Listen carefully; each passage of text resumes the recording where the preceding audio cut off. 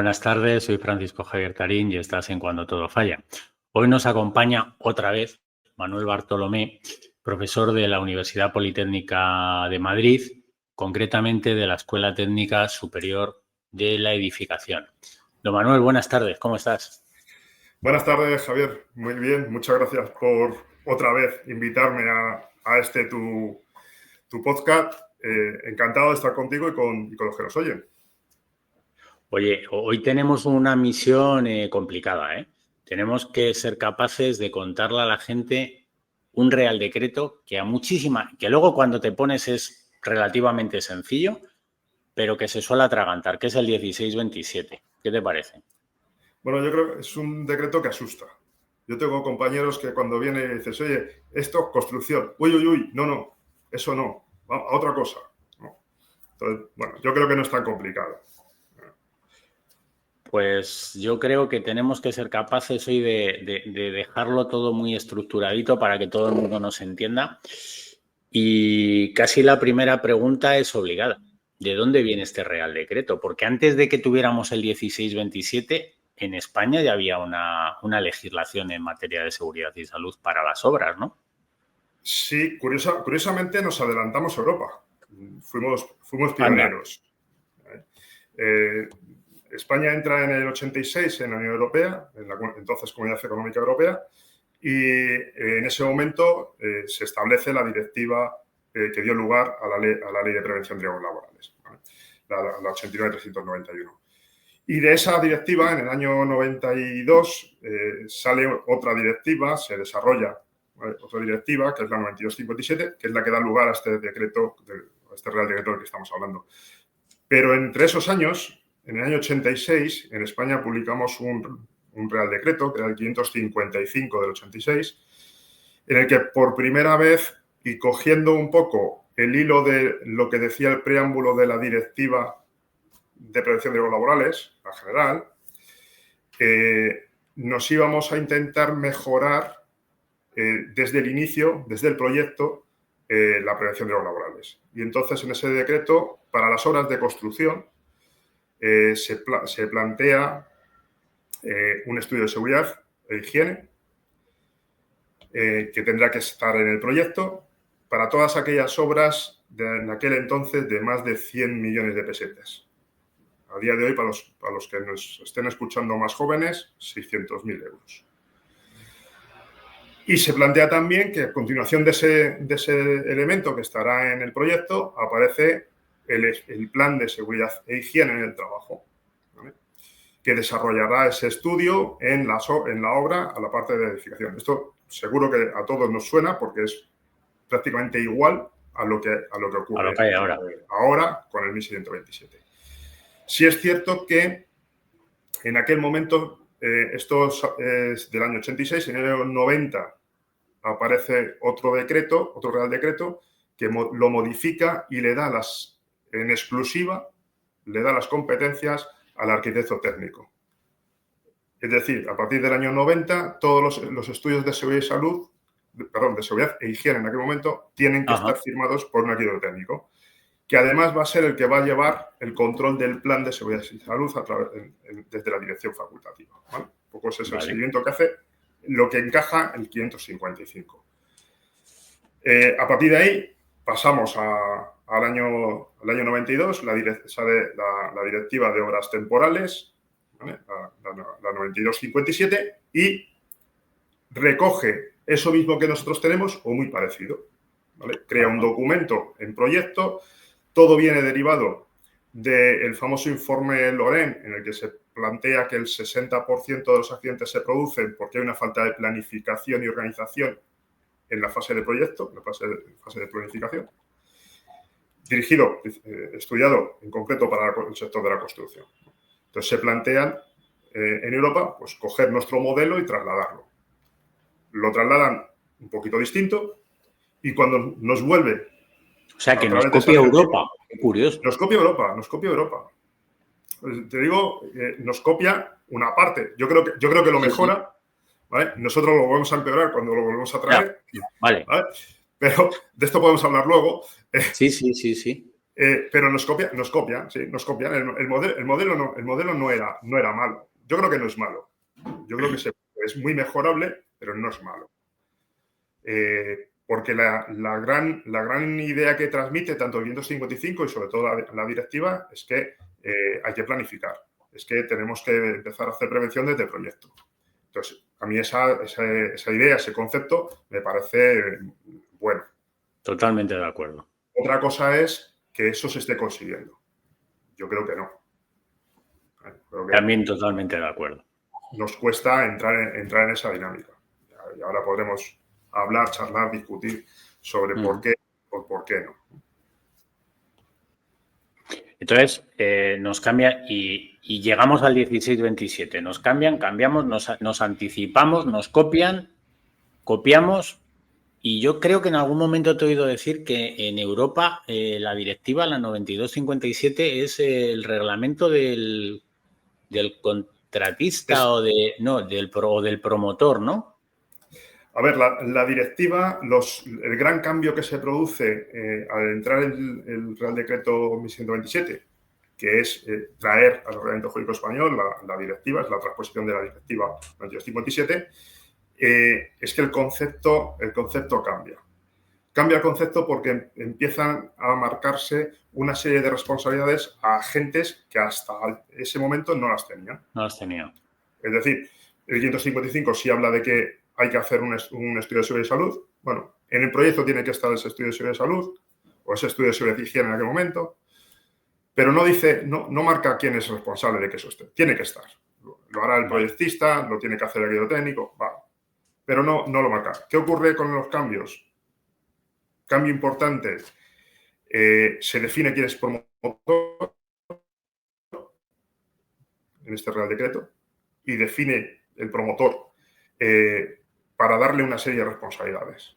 Es decir, ya no es un agente que simplemente ordena hacer la obra, paga la obra. No, es un agente que tiene responsabilidades también en prevención. ¿Por qué? Porque es el primero, es el que inicia, es el que tiene la idea. Es decir, parecería absurdo que esta persona dejásemos, o está bien, este agente le dejásemos al margen de todo el tema de prevención. Y entonces le marca responsabilidades como, por ejemplo, elegir a un coordinador, como, por ejemplo, el estudio de seguridad y salud. Es decir, la obligación de que figure ese estudio de seguridad y salud en el proyecto es del promotor. Es el que tiene que velar porque esté en el proyecto. Y quien administrativamente puede ser sancionado porque no esté o porque no sea correcto, ojo, o porque no se haya hecho correctamente, es el promotor. O sea, yo con el dinero que me ha tocado este año en la lotería, decido construir 300 viviendas. Soy el promotor y resulta que ya no tengo con ese... No, es por aterrizarlo y aterrizarme a mí también. O sea, me construyo 300 viviendas. Me paso al mercado del podcast al especulativo. Pues voy a construir 300 viviendas. Y entonces yo encargo un proyecto y ese proyecto tiene un estudio que es esto que estamos hablando, ¿no? Donde ya se integra la seguridad en fase de diseño y demás. Y eso es responsabilidad mía garantizar que eso esté, ¿no? Que esté y que esté bien. Ajá. Es decir, que esté bien. ¿Por qué? Porque dinero. Porque tú, claro, pero la norma lo que prevé es que tú tengas, tú tienes una responsabilidad ineligiendo. Es decir, tú tienes que elegir bien al profesional para que te lo haga. Perfecto. Yo esto siempre lo comparo con Hacienda, porque como Hacienda nos toca a todos, ¿vale? Sí, sí. Si tú tienes a un asesor que te hace tu declaración de Hacienda y ese asesor se equivoca en la declaración de Hacienda y tú presentas la declaración de Hacienda mal, es a ti, a quien va a Hacienda, te multa y te pide responsabilidades. Y tú luego ya las derivarás a tu asesor, pero es a ti. Aquí pasa lo mismo. Tú eliges un proyectista, el que tú veas, el que tú quieras, el que tú le pongas las condiciones que quieras. Y una vez que lo has elegido, te dice, vele usted porque trabaje bien, porque lo haga bien. Dele la posibilidad de que trabaje bien. Claro, dele la posibilidad de que trabaje bien, yo eso lo entiendo de una forma muy amplia. Y darle la posibilidad de que trabaje bien, pues probablemente será que su retribución económica sea buena. ¿no? Sí. Que no le estemos apretando, que no le esté apretando en tiempos, es decir, que le dejes trabajar, ¿no? Efectivamente. Me da igual en cualquiera de los aspectos que vayas a tener, ¿no? Vale. Le da esa obligación, le da obligación de nombrar el coordinador de seguridad y salud, que es una figura nueva que aparece con la directiva, que aparece, más que con la directiva, aparece con nuestro reglamento, con el Real Decreto, porque la directiva sí marca que haya alguien que lleve la parte de prevención, pero no lo llama como coordinador. Pero estamos todavía en proyecto, ¿no? El proyecto va a tener que nombrar va a tener que elegir un proyectista para que haga el proyecto. Eso es. En el caso de que haya más de un proyectista, va a tener que nombrar un coordinador en fase de proyecto. Perfecto. ¿Vale? O sea, que si yo me contrato uno para estructuras, otro para tal y cual. Claro, pero aquí empezamos con las rebajas de tío Paco que hicimos. Y es que al final nos quedamos en que quien firme, ¿cuántas firmas hay en el proyecto? No, yo en este caso estaba pensando, uno me ha firmado uno la estructura, otro me ha firmado la instalación. Ahí claramente tienes varios. Ahí claramente tienes varios contratistas y por tanto tendrías que nombrar un coordinador. En fase de diseño, pero, ¿no? En fase de diseño, que va Correcto. A coordinar, va a velar porque se cumpla los principios generales de la prevención del artículo 15 de la ley apuntado en ese diseño. Perfecto. Claro, pero me decías que... Si solo hay un proyectista, no me hace falta ese coordinador. Pero sí necesito el estudio, ¿no? Pero sí necesito el estudio. Vale. Lo tiene que hacer el proyectista. ¿Qué ocurre? Y aquí entramos en otras dinámicas o en otras batallas. ¿Cuántos proyectistas tienen formación en prevención de riesgos laborales? Buena pregunta. Si nos cogemos la formación universitaria, muy pocos por no decir ninguno. Muy pocos por no decir ninguno. Es decir, las tienen de forma, como digo yo, colateral, las tienen integradas en alguna otra asignatura. Es decir, como propias, creo que hay, no sé si 1 o 2 grados que lo tengan. Vale, pues ya tenemos el proyecto y ahora se lo damos al constructor, ¿no? Ahora se lo damos al constructor. Y me vuelve a pasar lo mismo. Es decir, el promotor tiene que elegir varias cosas de la organización de su obra. Tiene que elegir si contrata un solo contratista o si contrata 2 contratistas o contrata 15 contratistas. Ajá. Yo hay una cosa que, por ejemplo, a mis alumnos les machaco mucho y es cuando me dicen contratista principal.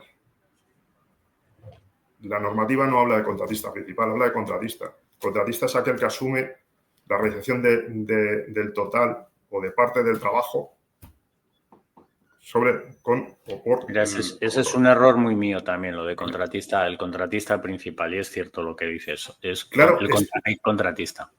Es un contratista. Yo puedo elegir contratar con 2 empresas, una para que me haga la cimentación, la estructura y otra para que me haga la albañilería. Son 2 contratistas exactamente iguales. ¿Vale? No hay un principal, por mucho que uno a lo mejor se lleve un 60% del presupuesto. Ya. Entonces, ¿qué ocurre? Que la norma lo que prevé es que yo también nombre un coordinador en fase de ejecución cuando en la obra concurran más de una empresa o una empresa y trabajadores autónomos. Y no hace falta que coincidan en el espacio-tiempo en la obra. Es decir, no hace falta que el mismo día estén realizando trabajos las 2 empresas, sino simplemente que haya una continuidad. Ajá. O sea, yo termino y mañana empiezas tú y tiene que haber coordinador de seguridad. Y tiene que haber un coordinador. Pero esto además es quizá de una forma muy gráfica, ¿no? Pero y a mí me ha pasado en alguna obra, ¿no? Yo promotor contrato, es muy típico, movimiento de tierras, cimentación y estructura, a un contratista. Y cuando termino la estructura, digo, y ahora entra uno para hacer albañilería, cerramientos, albañilería interior. Claro, tú cuando has planificado la seguridad, tú durante la fase de estructuras has ido montando, por ejemplo, unas barandillas de protección de borde. Claro, el estructurista que hace, o la empresa contratista que hace la estructura, ¿qué hace cuando termina? Coge todo su material y se lo lleva. Efectivamente. Luego, yo entro, me obligas a entrar a una obra de pronto en donde no tengo ningún elemento de seguridad de riesgo de caída en altura, porque se las han llevado el día anterior. Así es. Para mí es evidente que ahí hace falta una figura, alguien que diga, oye, no, esto se queda, pasará a cargo del otro, el otro pagará lo que sea, habrá el tema económico que sea, pero la protección tiene que estar. No podemos estar quitando, ahora me las llevo yo y que entren a volver a ponerlas, a volver a poner en riesgo otros trabajadores para ponerlas. Entonces, así es. Esa es una parte que yo creo que es importante. Yo creo que sobre el coordinador, pues que se ha hablado mucho. Es una figura como muy controvertida. No, pero yo te quería hacer una pregunta. Dime. Tengo varias empresas. Tú me dices, si viene una y luego viene otra, ahí no están, o sea, no están en el tiempo, están diferidas en el tiempo, viene una, si yo tengo a las dos y me dedico a organizarles yo, ¿eso me convierte a mí en algo? A ver, es que no tienes, claro, sí. Es decir, si tú das órdenes de ejecución, te conviertes en contratista. O sea, esto el promotor me parece muy importante, porque claro, resulta que el promotor se cambia de lado. Sí, asume más responsabilidades. No solo las de elegir bien, no solo las de seleccionar, no solo las de designar, sino que asume funciones de contratista. Yo, mira, antes de ayer estaba en una obra en la que aparece un contratista, una empresa contratista, hay otras empresas subcontratistas de esta y de pronto me encuentro con que me atiende un jefe de obra y cuando voy a hacer la documentación le pregunto al jefe de obra, digo, ¿usted es de la empresa contratista? Y me dice, no. Digo, ¿cómo que no? ¿De qué empresa es usted? De otra. Distinta. Pero ¿y usted aquí está haciendo jefatura de obra? Está dando instrucciones de ejecución. Usted está, es de libro, estaba haciendo jefatura de obra diciendo qué es lo que se hace, qué es lo que no se hace, dónde se hace, en qué momento se hace, cuándo se hace, incluso comprando el material. O sea, eso es una jefatura de obra. Y sin embargo, el contrato que tiene con el promotor es de project manager. O sea, en este caso, el project manager se está convirtiendo en contratista. De facto, en contratista. Se está convirtiendo en contratista. Claro, cuando se lo digo, dice, no, es que no, yo soy project manager. Digo, es que si aquí pasa algo, el responsable es usted porque usted es el contratista. Pero es que además, el problema es que toda la documentación está mal, porque el plan de seguridad, usted no tiene el plan de seguridad, lo ha hecho otra empresa, que además figura como contratista, pero es subcontrata suya porque le está recibiendo órdenes suyas. O sea, entonces, por eso quizás sea importante también en este Real Decreto esas definiciones que marca. ¿Quién es contratista? ¿Quién es subcontratista? En el momento en que yo contrato con el contratista, soy subcontrata. Si contrato con el promotor, soy contratista. Si el promotor ejecuta, se ha convertido en contratista. De la parte que esté ejecutando, de la parte que esté ordenando. ¿Qué ocurre? Que si está ordenando todas, pues de facto es de toda la obra. ¿Vale? Yo pongo muchos ejercicios en la universidad en el que me pongo un promotor que contrata a su primo, que es electricista, autónomo, para hacer la obra. Bueno, pues en la parte de electricidad, ese promotor se ha convertido en contratista. Porque ha contratado un trabajador autónomo, puro, sea su primo o sea quien sea. ¿no? Sí. Es decir, hay una serie de circunstancias en las que asume para este Real Decreto, no para la de subcontratación, no para otro, para este Real Decreto, las funciones o las obligaciones del contratista. Vale. Entonces, yo soy el promotor, con el dinero que me ha tocado en la lotería me voy a hacer 300 viviendas. Pues me ha tocado mucho dinero, ¿eh? Te ha tocado mucho. No, ya, cuando me has dicho 300 viviendas, digo, te ha tocado No, mucho. me parece que me he venido yo arriba. Sí, sí. Es que me he quedado con lo de los 300.000 euros y he dicho, pues 300 viviendas, ¿no? O sea, 300 viviendas, he hecho mi proyecto, el proyecto tiene un estudio, se lo doy a la contrata y ya se pueden poner a trabajar o no.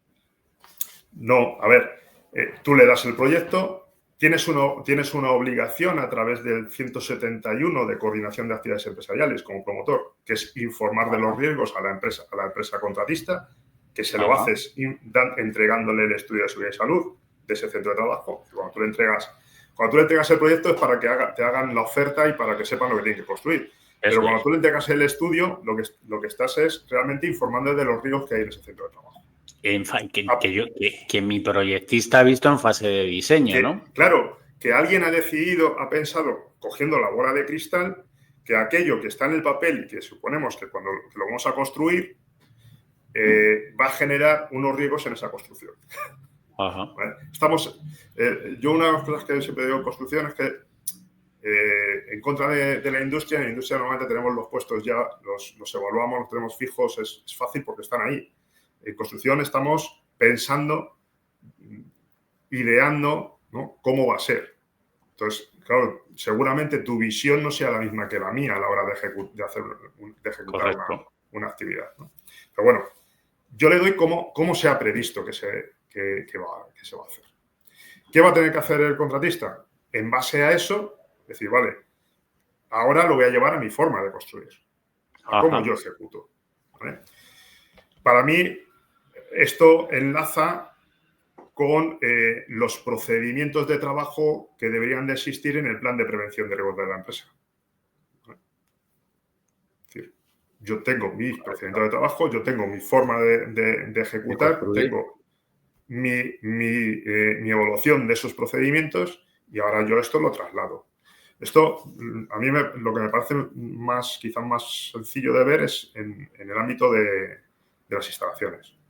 Y cuando tú vas a hacer una obra, vas a instalar un ascensor, a ti te llega la empresa de ascensores y te dice, este es mi procedimiento, esta es mi forma de trabajar, yo monto una línea de vida, yo monto este sistema, monto estas barandillas, es decir, lo tienen procedimentado. Saben perfectamente lo que van a hacer en ese hueco que les has dejado.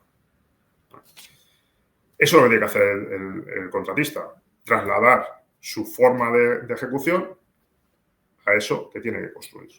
Y eso es lo que nosotros llamamos plan de seguridad y salud. Plan de seguridad. O sea, mi estudio ese plan de seguridad y salud. Claro. Yo sé que hay muchos detractores entre los dos documentos. No, yo creo que no se diferencia tanto de lo que hay en la directiva. La directiva sí te habla de un documento en fase de proyecto que luego se traslada a la obra, pero no le cambia el nombre. Habla en todo momento le da el mismo nombre. Es un proyecto, es un elemento que se va modificando. Bueno, nosotros lo cambiamos el nombre. Un poco porque teníamos la tradición del 555 y se siguió con la misma metodología. Ajá. Sí que es cierto que se rebajó, ¿vale?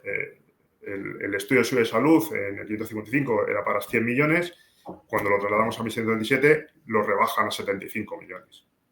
Es decir, empiezan a entrar obras más pequeñas e incluso obras muy pequeñas, porque aparece un documento que es el estudio básico de seguridad y salud en ese proyecto, ¿vale? Ajá.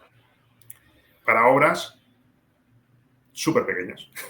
Es decir, menores de 75, que además que no sean obras de túneles, es decir, obras que en principio deberían de tener menores riesgos, ¿vale? Y a esas se les pide pues un documento, pero se les pide un documento más pequeño, más ágil, más fácil, ¿vale? Pero estando en la obra, plan de seguridad, lo redacta el plan de seguridad el contratista o los contratistas, es decir, en una obra donde haya cuatro contratistas habrá 4 planes de seguridad y cada uno referido a lo que tenga contratado ese contratista. Y ese plan se lo tiene que dar al coordinador de seguridad y salud en fase de ejecución para que lo apruebe. Y ese coordinador le nombro yo, ¿no? Como promotor. Ese coordinador lo nombras tú como promotor, ¿vale? Y le pagas tú. Vale, sí. ¿vale? Importante, Es decir, digo, porque esta es una punto y aparte, ¿vale? Esto ha sido muy habitual y todavía en algunos casos te lo encuentras, sobre todo en obras de administración, en los que el propio contratista le dicen que tiene que nombrar y pagar.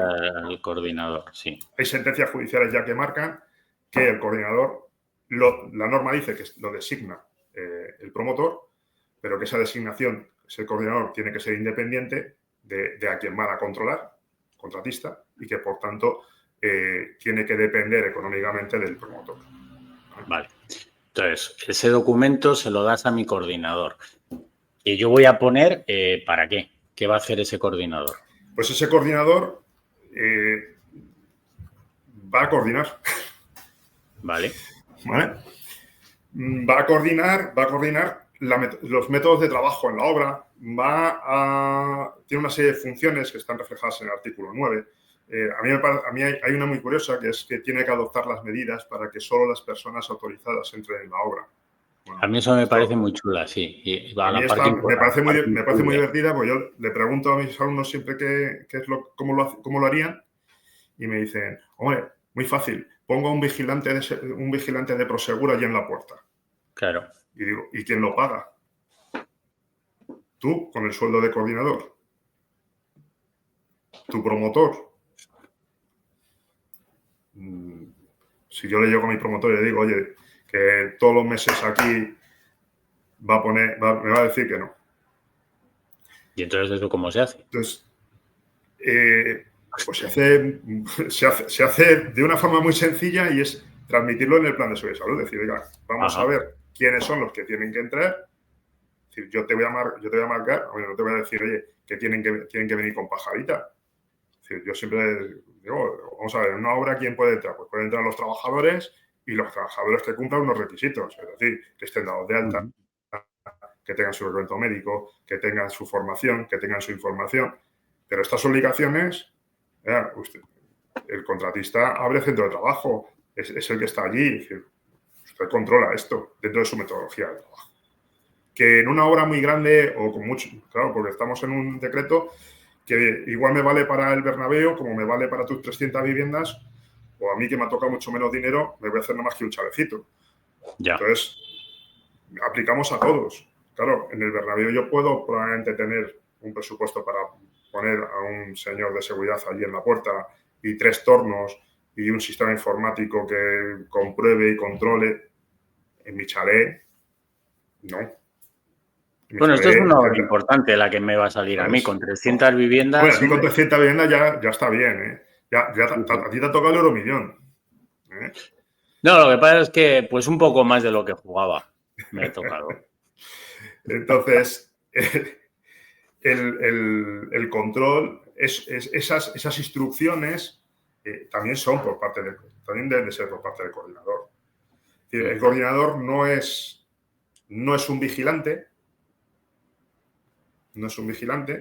pero sí que comprueba que el contratista ejecuta ese plan conforme, y que comprueba eso. Yo siempre digo, yo como coordinador no me voy a hacer responsable ni voy a comprobar la documentación de todos los trabajadores.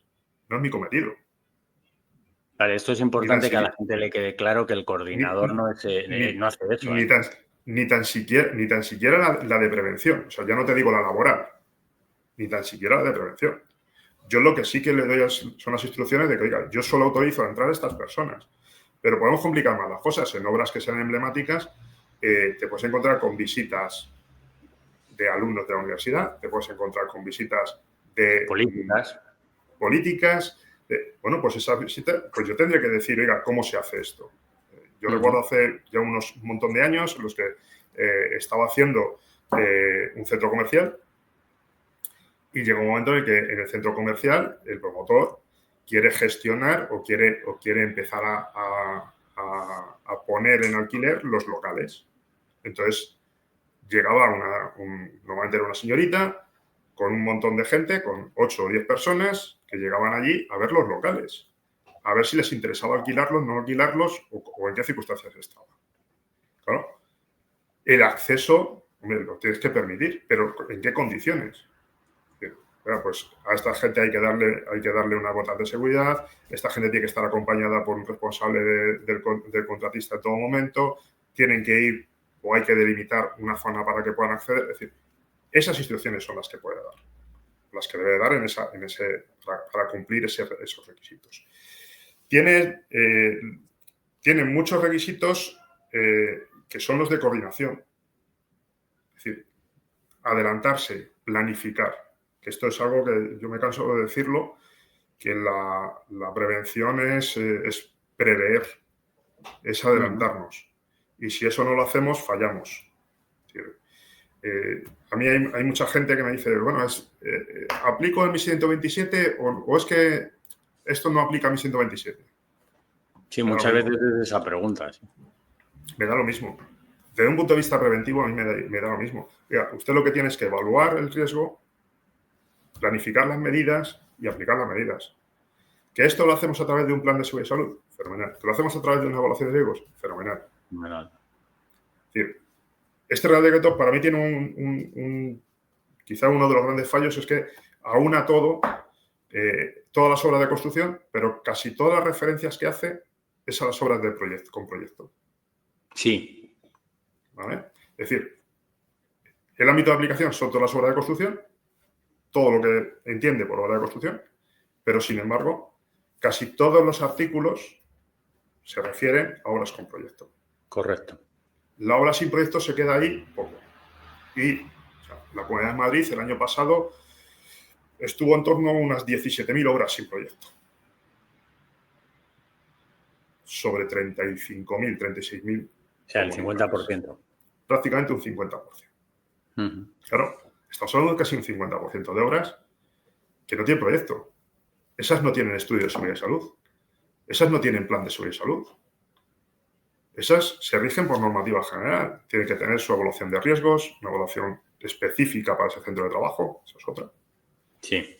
¿Vale? Es decir, porque estamos de acuerdo en que para poner ladrillo, pues, hombre, si evaluamos, me da igual ponerlo aquí que ponerlo en otro sitio. Me da lo mismo ponerlo en Madrid que ponerlo en Ávila. Pero probablemente el entorno no sea el mismo. Probablemente el entorno me genere no sé, unos riesgos.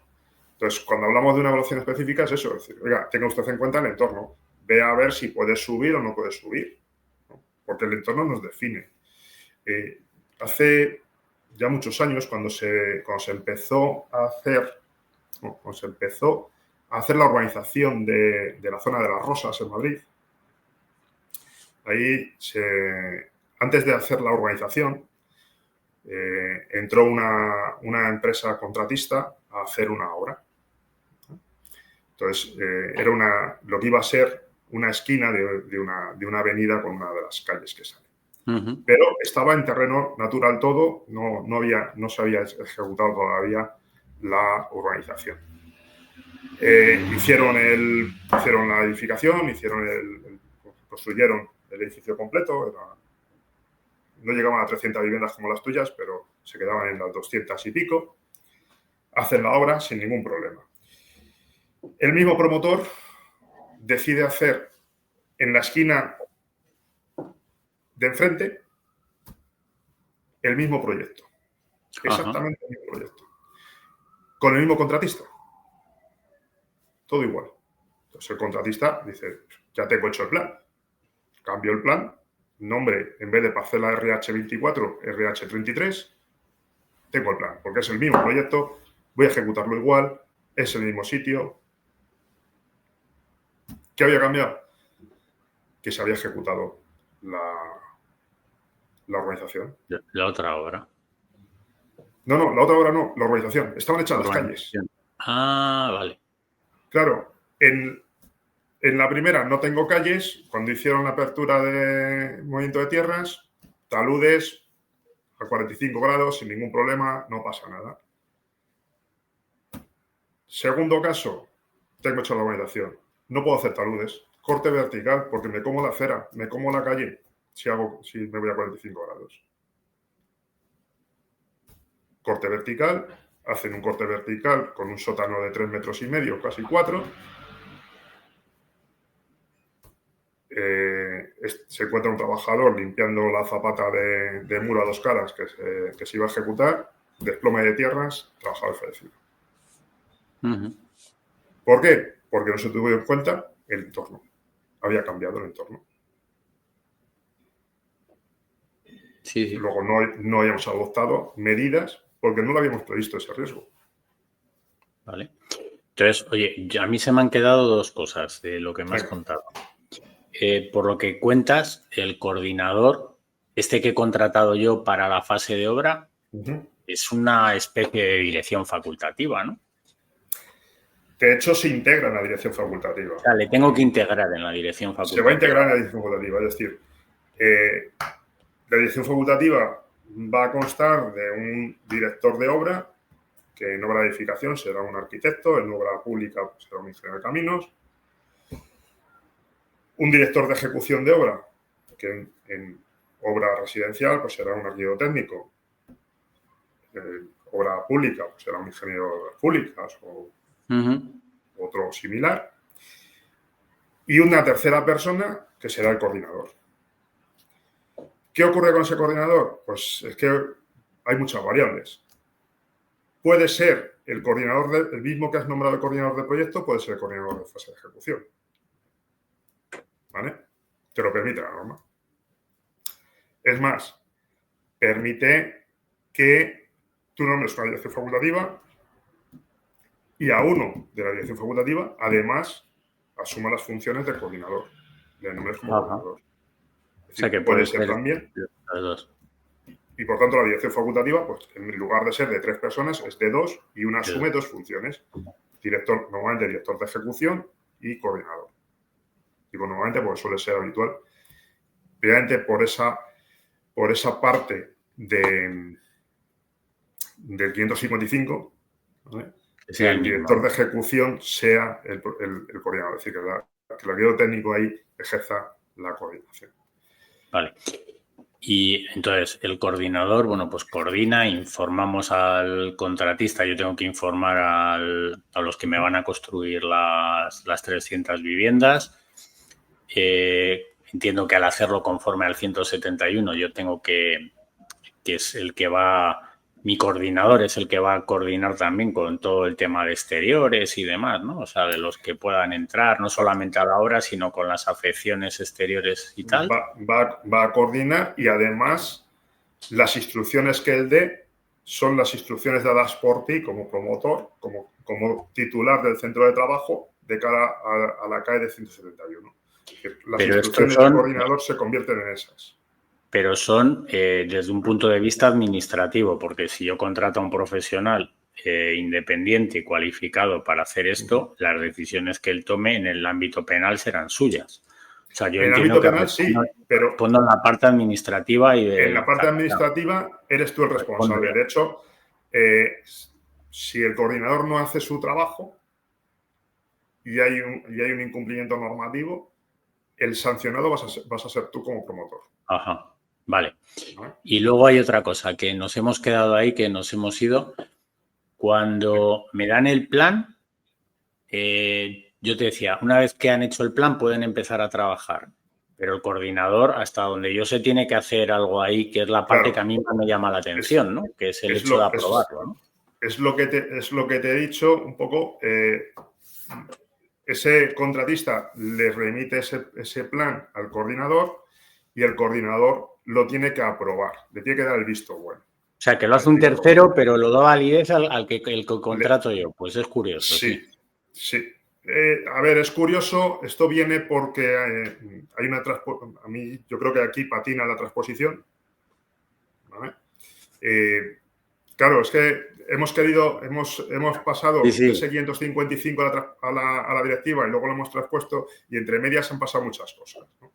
El 555, el estudio de seguridad lo hacía el que luego iba a ser dirección facultativa, el que luego lo iba a comprobar. Es decir, de alguna forma, el coordinador, ¿vale? Entonces, tenía sentido que aprobase el plan porque proviene de su estudio y, por tanto, decir, vale, has tenido en cuenta mi estudio, lo estás haciendo conforme a lo que yo estaba planteando, ¿vale? Y tiene un sentido. En la directiva pasa lo mismo. En la directiva el documento lo hace un coordinador, un responsable de predicción ahí en proyecto, y luego es el que aprueba. Claro, y luego es el que lo hace en la fase de ejecución. Tiene un seguimiento. Nosotros hemos hecho un híbrido en el que no lo haces, primero lo haces, después te lo hacen, pero claro, alguien lo tiene que aprobar. O sea, entonces hemos hecho un híbrido que suena raro. Sí, a mí se me hace raro. Dime. Y aquí yo creo, a ver, a mí no me parece mal si el coordinador sabe lo que tiene que hacer. Es decir, si yo sé que lo que tengo que comprobar es que ese plan, pues cumple con los requisitos que dice el Real Decreto, que realmente yo puedo discutir contigo alguna medida, decir, oye, pues no me parece, contigo, con el contratista, con el técnico de contratista, pues decir, oye, no me parece esta solución, o me parece mejor esta otra, o ver. La discusión entre técnicos siempre se aprende, ¿no? Siempre se mejoran las cosas. Una cosa es esa y otra cosa es, yo recuerdo una obra de una empresa importante en la que me llama el técnico y dice, oye, a ver si puedes venir, porque tengo una reunión con el coordinador, no me aprueba un plan de seguridad y salud y es que no sé qué hacer. Entonces me puse el casco azul de la ONU, me fui para allá, coordinador contratista. Claro, le pregunto al coordinador, ¿usted está de acuerdo con lo que dice el plan? Dice, sí. ¿Y entonces por qué no lo aprueba? Dice, no, porque los títulos tienen que ir en Arial 14 en azul. Hombre. Claro. A ver, yo apruebo o no apruebo un documento profesional si profesionalmente no está bien. Si tipográficamente sí.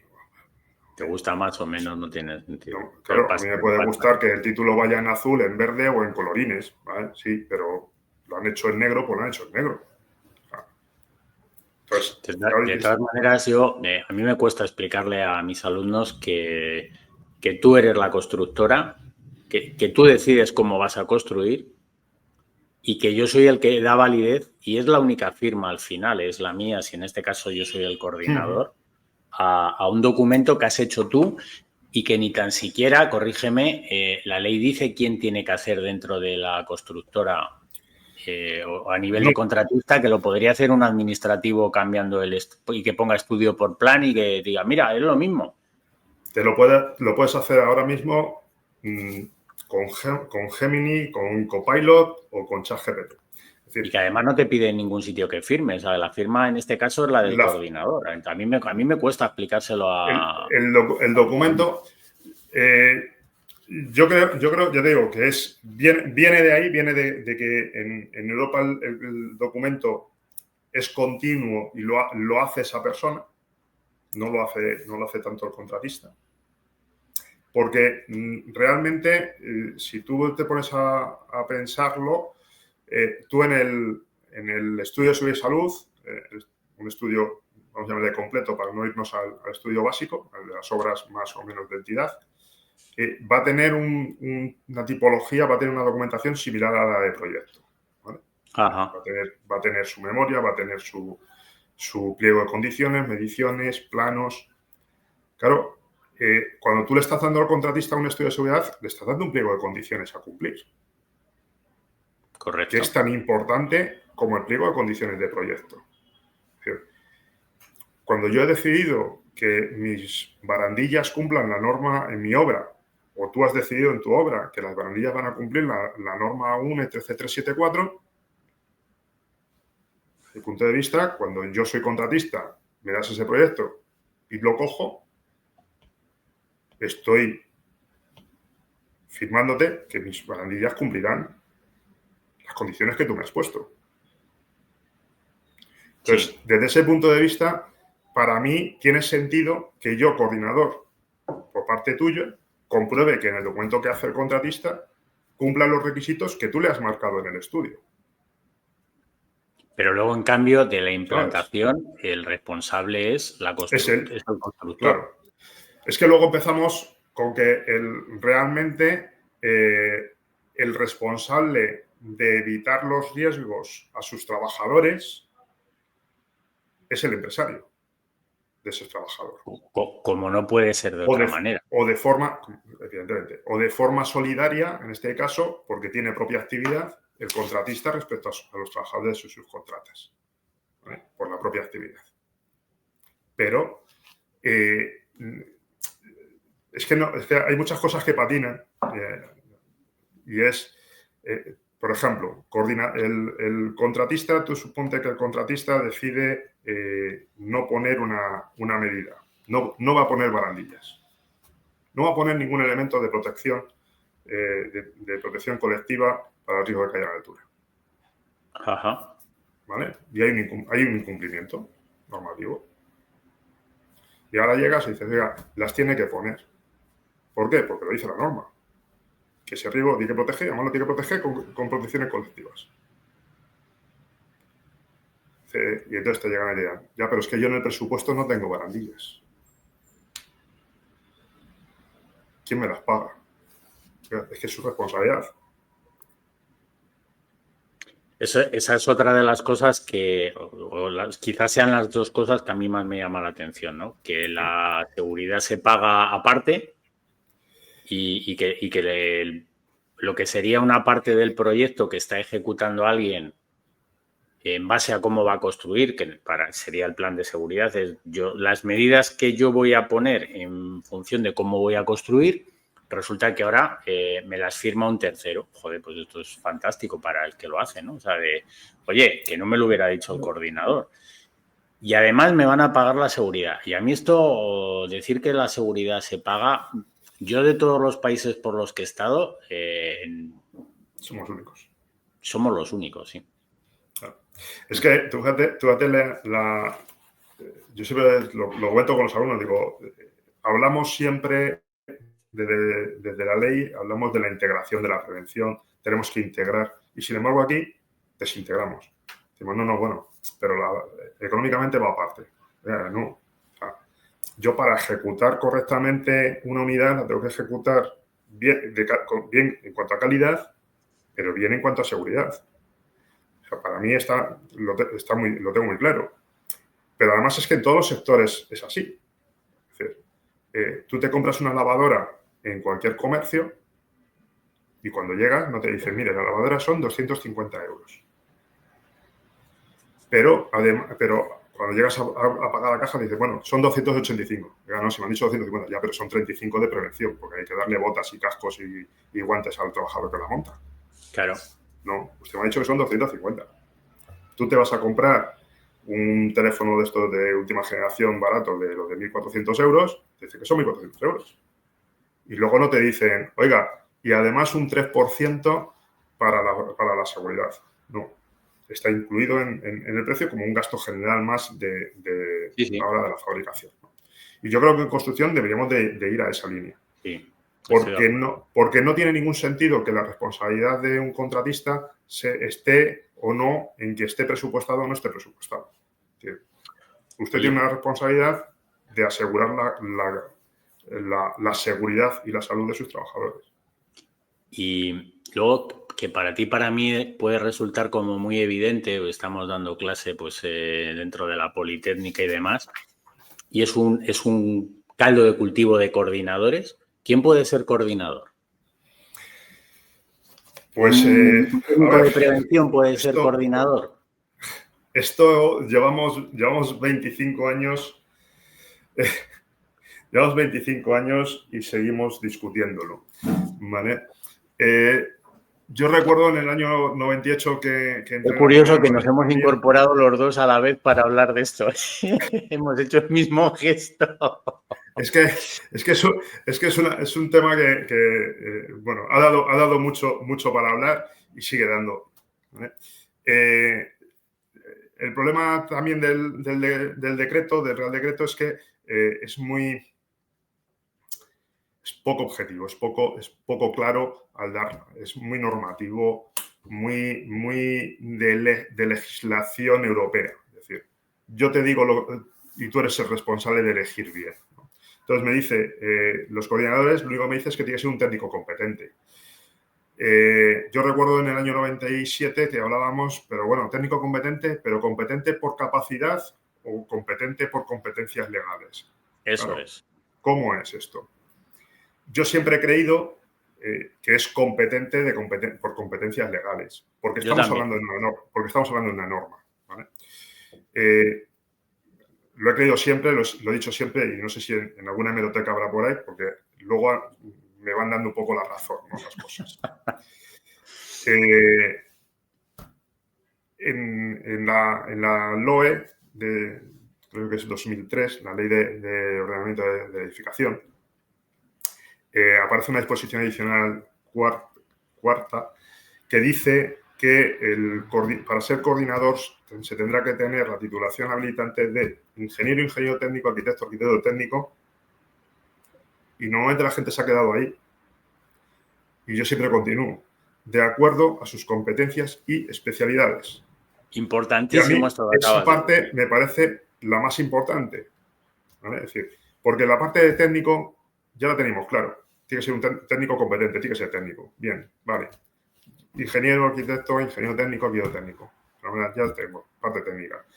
Pero de acuerdo a sus competencias, es decir, ¿qué competencias? Yo voy a decir competencias normativas. ¿Vale? Hay una ley de una ley de competencias en el ámbito de las ingenierías que marca quién es competente para qué. Entonces, O sea, o sea, lo que me has dicho ya es que queda muy acotado al mundo del ingeniero, ingeniero técnico, arquitecto técnico, y además no todo el mundo, o sea, con lo cual ahí ya restringimos un montón. Yo, que soy industrial, no puedo ponerme a hacer de coordinador o hacer una dirección de obra de un chalet. yo entiendo que no. Yo también. Yo entiendo que no. Hay muchos compañeros tuyos que lo están haciendo. Sí, sí. Ahí hay ¿Vale? una especie de hueco y tal, y se Sí, hace. Yo eso ya. hay algo que, bueno, recientemente en el mes de julio, ¿vale? Se publicó una sentencia del Tribunal Supremo que no trataba en concreto de esto, pero que sí que lo da por hecho. ¿Es la de ¿Vale? arquitectos o Es, es? una sentencia que Es lo que está dirimiendo es si Inspección de Trabajo tiene sí, competencias legales para comprobar la titulación del coordinador de seguridad y salud. sí, Pero cierto es. en la parte no de la sentencia, sino de los hechos, da por sentado que en edificación residencial, la que está regulada por la Ley de Ordenación de Edificación, es el arquitecto y el arquitecto técnico los que tienen competencias. Y solo el arquitecto y el arquitecto técnico. Es Además, decir, esto es el colegio profesional el que pregunta, ¿no? En un momento determinado se produce ahí la consulta. esto viene porque el Colegio de Arquitectos Técnicos de Soria, quiero recordar, puso una denuncia en Inspección de Trabajo porque entendía que había intrusismo en cuanto a que un coordinador en una obra no era arquitecto técnico. Ajá. ¿Vale? Entonces, Inspección de Trabajo le contestó que ellos no eran competentes para comprobar eso, porque no tenía que ver con prevención de riesgos laborales, que ellos comprobaban que había un coordinador y que ahí se quedaban, y que no valoraban la titulación del técnico. Eso lo llevaron a un contencioso administrativo. Contencioso administrativo, no recuerdo, pues no tengo ahora mismo, no recuerdo la sentencia, si le dio la razón a uno o al otro. El caso es que el que no le dio la razón lo elevó y ha terminado en el Supremo. Y el Supremo ha terminado diciendo que sí son competentes, que eso forma parte del ámbito de la prevención, porque el ámbito de la prevención, el artículo 1 de la Ley de Prevención, pues dice que todas las normas que tengan que ver con seguridad y salud forman parte de la normativa y, por tanto, entra esa parte del coordinador. Ahora ha habido mucho revuelo desde el mes de julio en redes y en el ámbito profesional, porque parece que todo el mundo se ha dado cuenta de que pues ahora dicen que tienen que ser arquitectos o arquitectos técnicos. Bueno, yo sinceramente yo creo que esto ya lo decía antes. Sí. Aquí además es que no lo dicen, es que lo tienen claro desde el principio, ¿no? El otro día me decía un coordinador, que es un ingeniero agrónomo, que trabaja en una empresa de coordinaciones, dice, ¿pero tú crees que esto puede ser? Digo, a ver, yo no sé si puede ser o no. Dice, si es que no hay bastantes arquitectos y técnicos para hacer coordinaciones. Digo, chico, una cosa es que no haya, igual no hay porque hay mucha gente trabajando y los salarios son pocos, y si hay menos, pues los salarios subirán. Es decir, que es que esto todo depende como sea. No hay técnicos de prevención tampoco. Es decir, los servicios de prevención de las empresas están buscando técnicos de prevención y no hay técnicos de prevención en el mercado. Están trabajando. Es decir, yo recuerdo hace unos años, de unos años aquí, han subido los salarios en torno a un 10, un 20%. Porque si no, no contratas a nadie. Hombre, es que en mi opinión, el técnico de prevención ha estado muy mal pagado y está muy mal pagado. Sí, pero es normal que la gente no quiera y que ahora haya esa escasez y esa escasez haga que te voy a pagar más. Claro, es normal. Pero es que al final esto es el mercado. Sí. En función de lo que hay. Y vale, somos arquitectos técnicos. Te voy a hacer una pregunta que a alguno le va a poner nervioso. Tienen que estar en obra de colegiados. edificación. O sea, ¿Perdona? ¿Tienen que estar colegiados? Sí. Sí, yo Sí. también. O sea, sí, sin duda. Para los que nos escuchéis, el coordinador tiene que estar colegiado. Sí, por dos razones. Porque la ley de colegios te obliga a estar colegiado para ejercer tu profesión. Primero. Eso es. Segunda. Pues a ver si nos entra. Segunda. Y esto es otra lucha, ¿vale? El coordinador tiene un documento, es el libro de incidencias. Libro donde anota, escribe aquellas incidencias en materia de prevención, en materia de cumplimiento de ese plan de seguridad y salud que ha aprobado a lo largo de la obra. Ese libro de incidencias tiene que estar habilitado por su colegio profesional. Estamos hablando siempre del entorno de las obras con proyecto, ¿vale? Ajá. Las obras sin proyecto, si quieres luego en 5 minutitos hacemos una parte de ellas. Sí. Obra con proyecto. El coordinador tiene que obtener ese libro de incidencias de su colegio profesional. Porque esto es en obra privada, ¿no?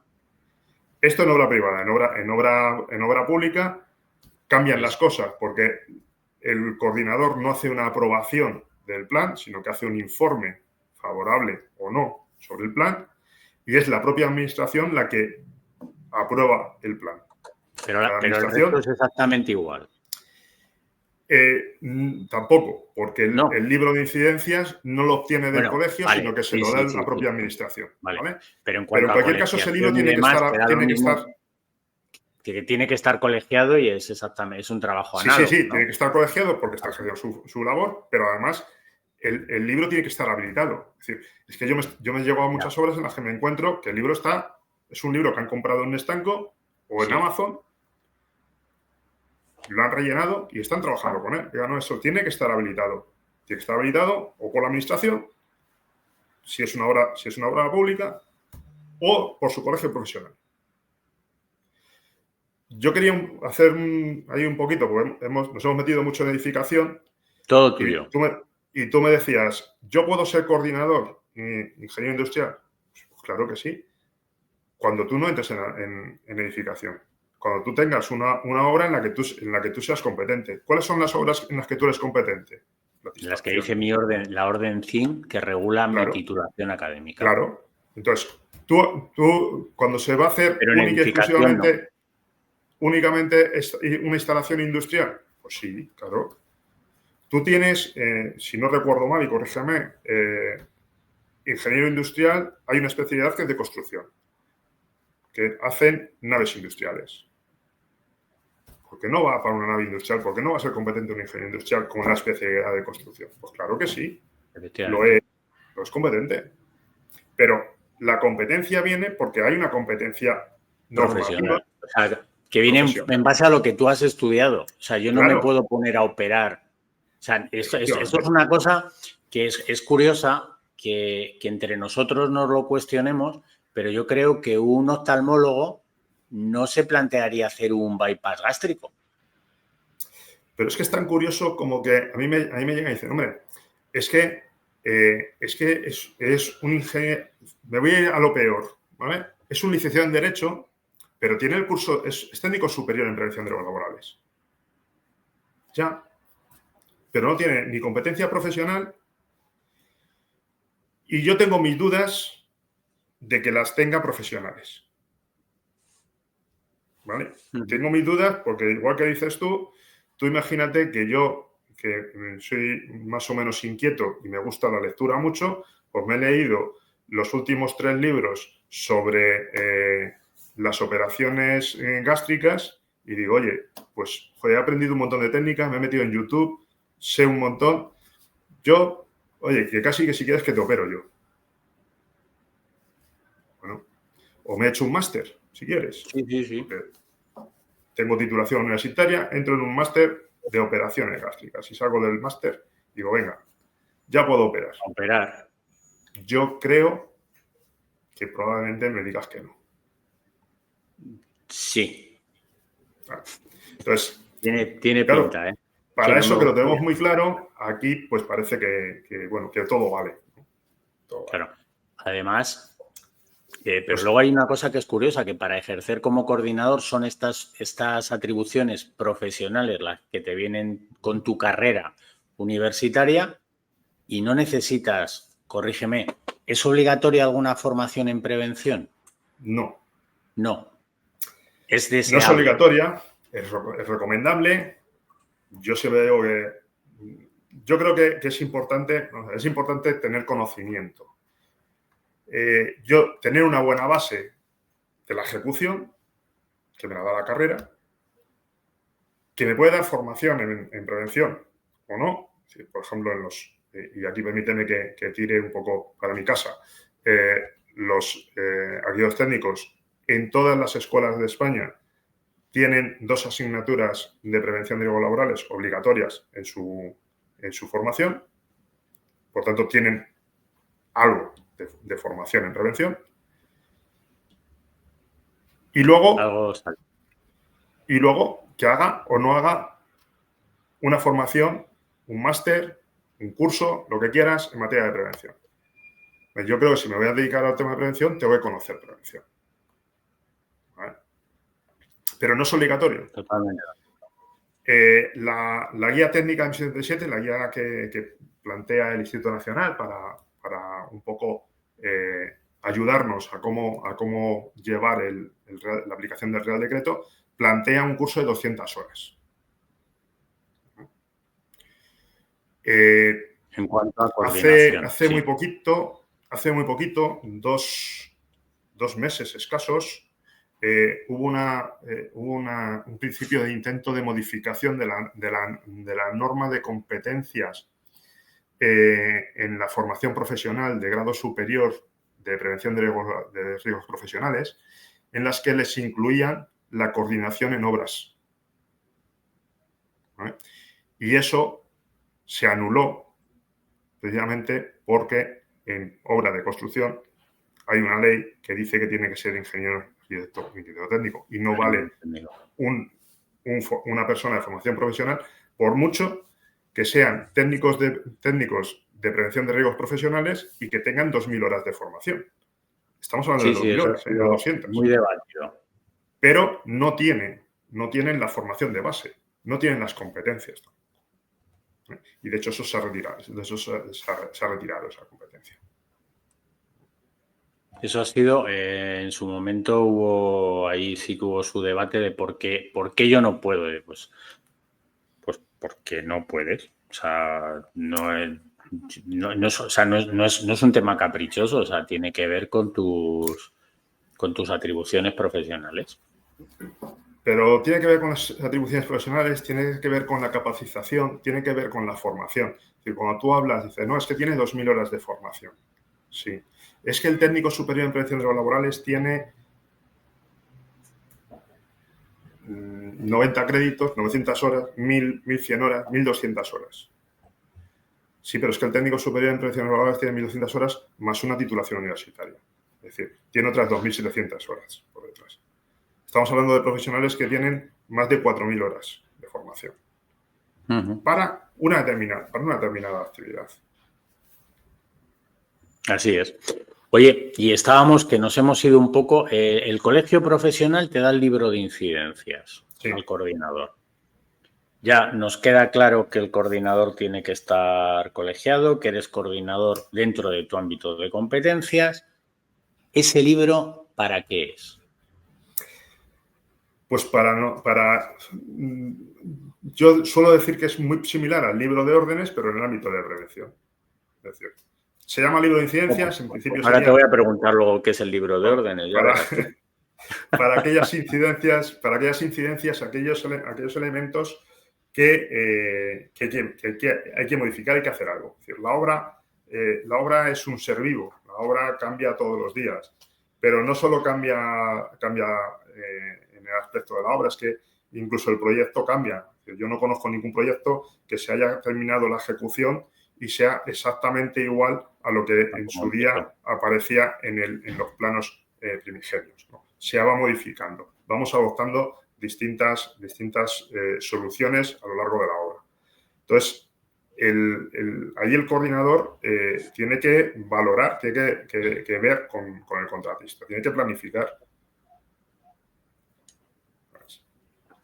Y aquí que escribe incumplimientos, desviaciones del plan. Pues a veces me lo he encontrado, es una especie de libro de bitácora de hoy han hecho esto. Y yo, ¿y utilizas esto para esto? Esto es lo mismo, esto ha cambiado a lo largo del tiempo. El libro de incidencias nació también con el 555, ¿no? Y en aquel momento cualquier cosa que escribiese se tenía que mandar a inspección de trabajo. Casi todo lo que se escribía eran incumplimientos de norma que se apreciaban en la visita. ¿Esto que llevaba? A que nadie escribía. Nadie escribía, sí. Porque claro, si yo escribo, mañana viene inspección de trabajo. Viene la inspección. Y entonces el promotor, el contratista se enfada, el promotor se enfada y al final es el que me paga. Entonces terminamos con que no se escribía. En el 2003, la ley 54/2003, que modificó la ley 31, incluye una modificación en 1627, y es que solamente hay que mandarlo en determinadas circunstancias. 2. Primera, cuando yo he hecho una anotación, una advertencia, por ejemplo, pues no se ha implementado unas protecciones en una determinada actividad en el momento de la visita. Pues no se están llevando la metodología de trabajo que se está llevando, no es la que conforme a lo que dice el plan. ¿Vale? Yo lo anoto, no pasa nada, no se manda a ningún sitio y lo que se anota es para que se corrija. ¿Vale? Correcto. Se le da al contratista, el contratista firma recibir, el contratista, en teoría, pues, corrige esa situación y aquí no ha pasado nada. ¿Qué ocurre? Que si no corrige, entonces reitero. Y esa reiteración sí que la tengo que mandar a la inspección. Vale. Con lo cual, ahí lo que consiguieron fue aliviar mucho a la inspección de trabajo porque debían de estar súper saturados. No, porque nadie escribía. Bueno, es verdad, lo has dicho, es que nadie escribía. Vamos a ver, claro. Inspección de trabajo no... Inspección de trabajo iba a las obras cuando se comunicaba, porque, caray, para uno que escribe tiene que ser muy grave. Ya. Entonces, vamos. ¿Qué ocurre ahora? Ahora se valora. ¿Por qué? Porque ahora la gente escribe más. Ya. Se hace un mayor uso. Muchos, un poco con ese cuaderno de bitácora, ¿no? Pues hemos visto, hemos dicho, he venido, un poco la justificación documental de mi trabajo, ¿no? ¿Y en el libro puede escribir solo el coordinador o no? No, en el libro puede escribir cualquiera. Y de hecho, yo es una de las cosas que siempre comento en cursos. Sobre todo, pues, a la dirección facultativa, por ejemplo. Es decir, o sea, que es un libro que está en obra y puede escribir cualquier persona. Está en obra y puede escribir cualquiera. Pueden escribir los trabajadores, pueden escribir los representantes de los trabajadores, pueden escribir los técnicos de prevención, puede escribir la dirección facultativa, puede escribir cualquiera que detecte o que vea algo en materia de prevención. O sea, ¿cuál es la realidad? yo creo que en el 100% de los casos, no sé, te voy a poner un 99,5% por si acaso hay alguien ajeno que lo ha escrito. Pero yo todos los que conozco, todos los que he visto son por parte del coordinador. No he visto por parte de una dirección facultativa que escriba. Entre otras cosas porque piensan que eso no va con ellos. Cierto. Y nos equivocamos. Es decir, yo siempre digo que la prevención es cosa de todos, pero es cosa de todos de verdad. Es decir, tú eres técnico y como técnico cuando visitas la obra ves las cosas. Y hombre, no te voy a decir que vayas al hilo fino, pero el hilo grueso sí. O sea, que esto que es responsabilidad del director de obra también, director facultativo. Claro, es que si tú vas allí y ves algo que está mal, eres técnico y lo sabes. Tendrás que decirlo. Y ellos pueden parar también la obra. La paralización solamente está para el coordinador, recogida en el decreto. Yo pensaba que podía parar tanto el coordinador como el director de obra. Solo está para el coordinador. Ajá. Y solo en un determinado caso. Y es cuando haya un riesgo grave e inminente. ¿Vale? Y riesgo grave e inminente pero eso debe ser la ley. Es el que es grave e inminente. E inminente, efectivamente. Poco más o menos esa es la definición, porque es aquel que es grave para la seguridad o la salud de los trabajadores y se puede producir previsiblemente de forma inmediata. O sea, párate que esto es la matanza de Texas. Sí. Vale. Yo a mis alumnos les pongo algunas imágenes de casos y siempre digo lo mismo. Digo, en aquel caso en el que tú te echas la mano a la cabeza, dices, ¿pero cómo puede ser? Eso es un riesgo grave inminente. O sea, tú llegas a una obra y ves a un trabajador en un borde de forjado, agachado, inclinado, soldando una pieza de mala manera y sin estar atado, sin estar anclado, sin barandilla, sin red, ese es el riesgo grave inminente. Pues sí, efectivamente. Entonces, por repasar, yo me quiero hacer mis 300 casas, he encargado un proyecto. Ese proyecto tiene un documento que tiene forma de proyecto que está dentro del proyecto, que es el estudio, se le da a la constructora. Han cogido ese estudio en función de cómo van a construir, han hecho un plan, ese plan se lo han dado a mi coordinador, que yo he nombrado en fase de ejecución de obra. Aprueba, construyen, el responsable de las medidas de prevención es el contratista o los contratistas. Y los subcontratistas. Y los subcontratistas también. Claro, porque de alguna manera también son contratistas respecto de los subcontratistas es el empresario respecto a sus trabajadores. Por tanto, el subcontratista respecto a los suyos, lo que pasa es que sí que hay una responsabilidad solidaria por parte del contratista. ¿Vale? Y el coordinador mío tiene que ser un técnico titulado, competente, colegiado, y le darán el libro de incidencias, que es análogo al libro análogo al libro de órdenes, que no me has contado que es el libro de órdenes, pero ahora seguimos y yo creo que hemos repasado prácticamente todo el Real Decreto. Se nos ha quedado por ahí alguna cosilla, pero antes cuéntame, ¿qué es el libro de órdenes? El libro de órdenes es el que tiene la dirección facultativa para dar sus órdenes. Es el que hace el seguimiento de lo que es la ejecución de la obra. La ejecución de esas 300 viviendas, la dirección facultativa va a marcar. Y en ese libro de órdenes va a marcar las órdenes que imparte. Es decir, hay una pequeña modificación en que la tubería, en vez de pasar por un sitio, va a ir por otro. Libro de órdenes. Ya está, modificamos. Vale. Y en el libro, pues yo decía que el libro de incidencias puede actuar un poquito igual, en el sentido de que yo no solo puedo escribir advertencias, yo puedo decidir pequeñas cosas de las que tengamos que hacer, ¿vale? Dejar constancia ahí. Ya, para tal cosa, para tal actividad, vamos a hacerla o vamos a plantear esta protección. Vale. Un par de preguntas más que tengo aquí anotadas es en relación al proyecto. Y luego me cuentas, porque además eso me interesa muchísimo, lo de las obras sin proyecto, que son el 50% por lo que hemos estado viendo. Y está en Hablábamos antes del 555, los 100 millones, el estudio de seguridad habla de 75 millones. De hecho, si los que se pongan a buscar, no hemos tenido ni la delicadeza de haberlo puesto en euros. Seguimos poniendo los 75 millones. Son 450.479 euros. Perdón, 450.759 euros. 759. 59. Vale. Creo que hay un coma 40. Vamos. Vale.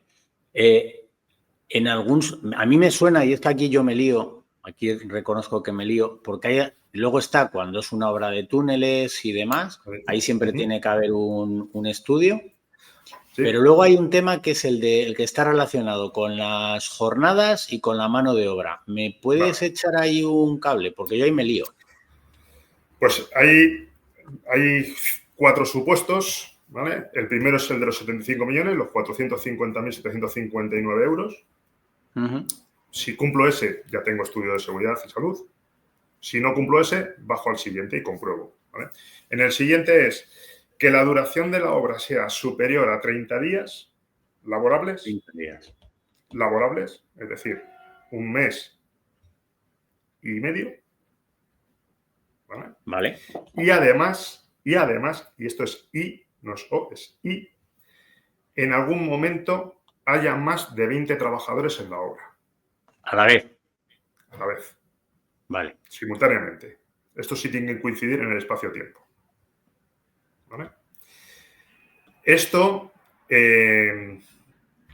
claro, obliga a que hagas una planificación de proyecto y veas rendimientos y veas personal. ¿Cuánta gente vas a tener? Tienes que hacer un estudio. Ajá. Esa sería una condición. Si no la cumplo, tercera condición. La tercera condición es que el volumen de mano de obra estimada sea superior a 500, entendiendo ese volumen como la suma de días de trabajo total de trabajadores. Vale.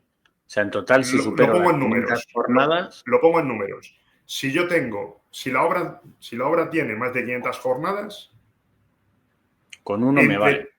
Entre todos los trabajadores. Es decir, sí. Tú imagínate que yo tengo una obra de 50 días y 10 trabajadores. Ya tengo 500 jornadas. ¿Vale? Digamos que el número de jornales, ¿vale?, sean 500. En ese caso... O sea, que no te dure 500 días, sino 500 días teniendo en cuenta el número de trabajadores y lo que hago es divido y me sale el número de días. Con lo cual casi 500 jornales. Si quieres dividido, 4.000 horas, contando que sean 8 horas trabajador. 4.000 horas. Esto te reduce en los presupuestos de ejecución material al entorno de los 150, 160, 180.000 euros. Si tienes en cuenta conceptos de mano de obra, un tanto por ciento, un 30, más o menos un 30%, un 40% de mano de obra en el proyecto. ¿Vale? Te reduce a obras muy pequeñas ya. Y aquellas obras que no cumplen ninguno de esos requisitos, estudio básico. Que es básicamente, hasta donde yo sé, un documento donde se recogen medidas preventivas de carácter general y ahí ya no hay ni dinero ni nada, ¿no? Ahí, a ver, estamos en la normativa de mínimos, ¿vale? Esto emana de la ley 31, que es normativa de mínimos, sigue siendo normativa de mínimos, y no hace falta que tenga presupuesto, no hace falta que tenga mediciones, no hace falta que tenga pliego de condiciones. Solo tiene que si lo quiero poner, puedo. Pero si quiero poner, ponlo. Vale. Yo lo recomiendo, que un presupuesto mínimo, porque son obras pequeñas, pues son presupuestos mínimos. ¿Por qué? Porque tenemos la idea esa de que si no me lo pagan, no lo hago. Entonces, con obras, estas son obras mucho más pequeñas, con empresas mucho más pequeñas, empresarios de muy pocos trabajadores, y bueno, pues si la forma de discutir, igual discutes menos si saben que pagas tanto. 500 euros en prevención, ¿no?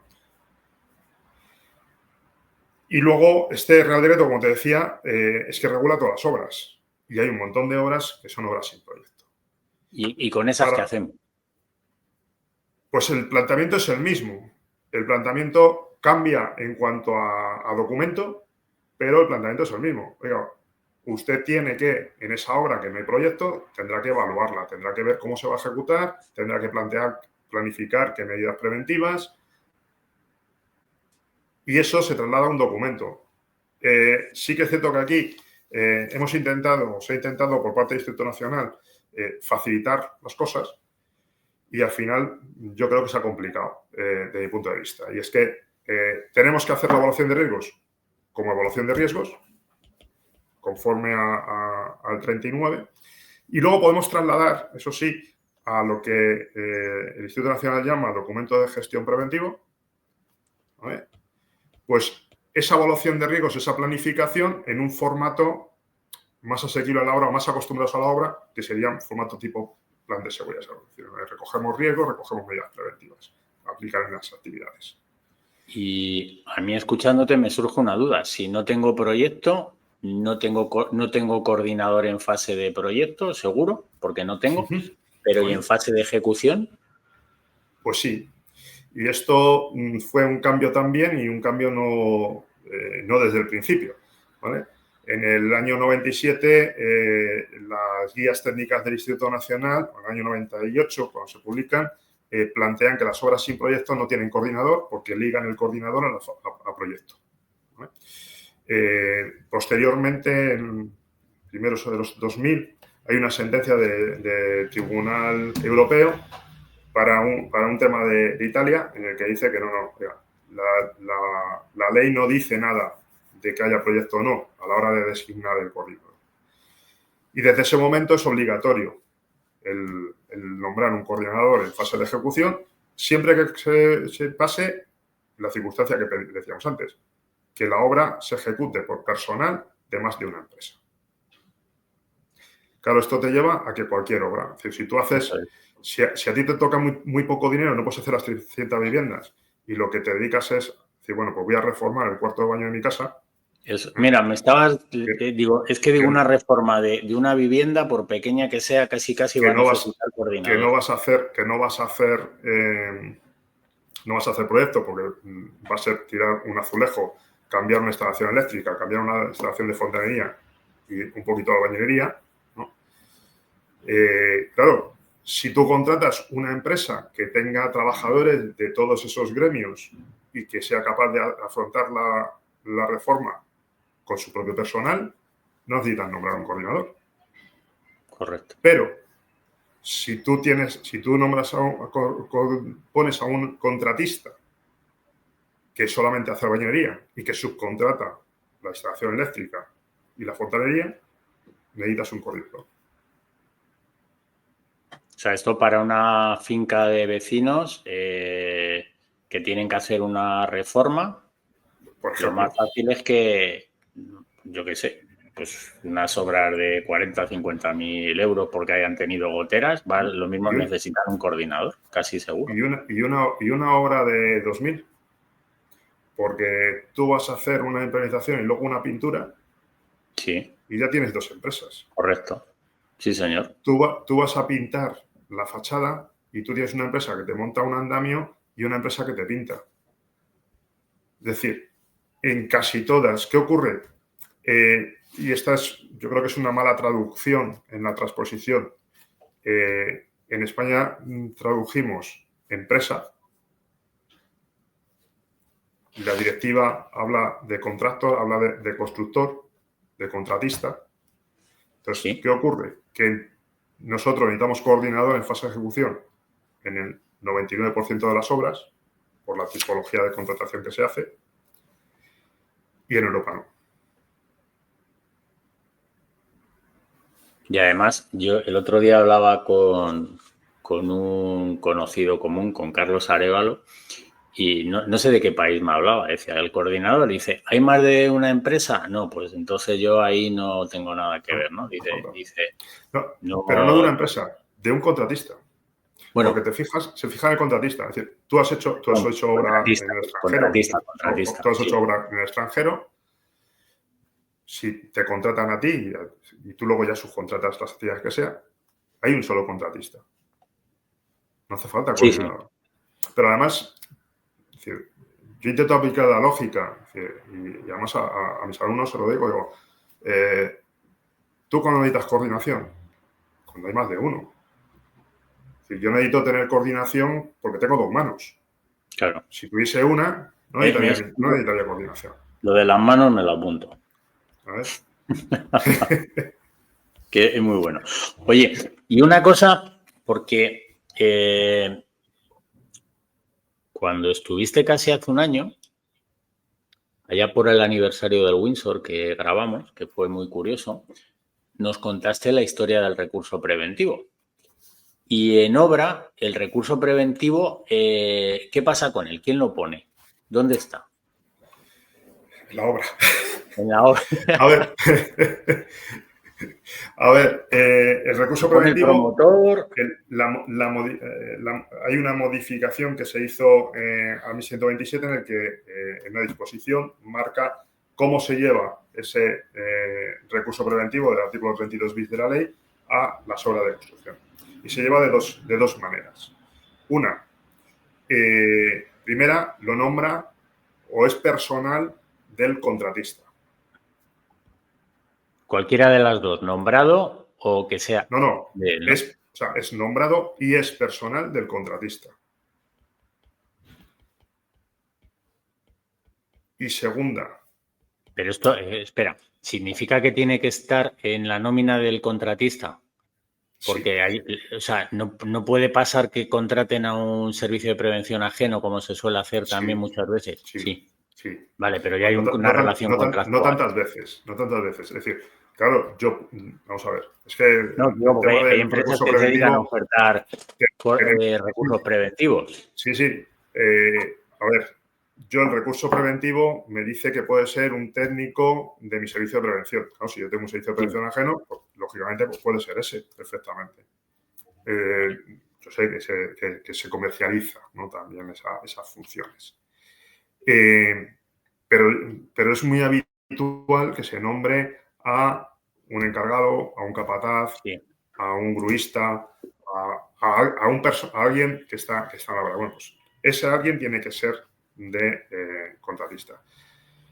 Y yo aquí a lo mejor me meto en un jardín que no me tenía que meter, pero el coordinador tiene que estar cuando la norma dice que tiene que estar. Es decir, no tengo que nombrar un coordinador para la obra. Tengo que nombrar un coordinador para aquellas actividades en las que he decidido que tiene que estar el coordinador, porque hay un riesgo grave de sepultamiento, porque hay un riesgo grave de caída en altura, porque hay porque estoy haciendo trabajos con especial peligrosidad, porque estoy trabajando con prefabricados.